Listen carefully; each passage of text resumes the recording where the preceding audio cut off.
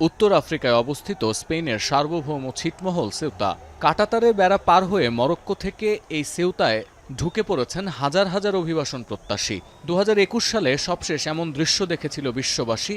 সেবার প্রায় 10,000 তরুণ সীমান্ত পার হয়ে চলে আসেন স্পেনের এই সেউতা অঞ্চলে। 72 ঘন্টা ময়েশ্চার লক সমৃদ্ধ লিলি হুইপড শিয়া মিস্টিক গ্লোয়িং বডি ওয়াশ। শিয়া বাটারের গুডনেস স্কিন রিপেয়ার করে রাখে সফট ও গ্লোয়িং, ছড়িয়ে দেয় লং লাস্টিং ফ্রেগন্যান্স।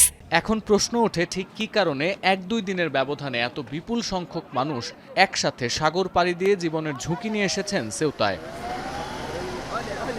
এই গণ অনুপ্রবেশের পেছনে মানব পাচারকারী মাফিয়া চক্রের গুজবকে দায়ী করছেন দেশটির প্রধানমন্ত্রী পেদ্রো সানচেজ। সম্প্রতি স্পেনের সুপ্রিম কোর্ট সমুদ্রপথে আসা অভিবাসীদের সরাসরি ফেরত পাঠানোর ক্ষেত্রে আইনি প্রক্রিয়ায় বাধ্যবাধকতা সংক্রান্ত একটি রায় দেন।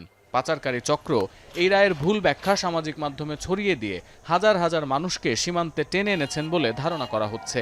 ছড়িয়ে পড়া গুজবটি ছিল সমুদ্রপথে আটক অভিবাসীদের তাৎক্ষণিকভাবে মরক্কোতে ফেরত পাঠানো যাবে না। রায়ে এমন নির্দেশ দিয়েছেন স্পেনের সর্বোচ্চ আদালত। কিন্তু এর সঙ্গে আছে অর্থনৈতিক সংকটের চিত্র।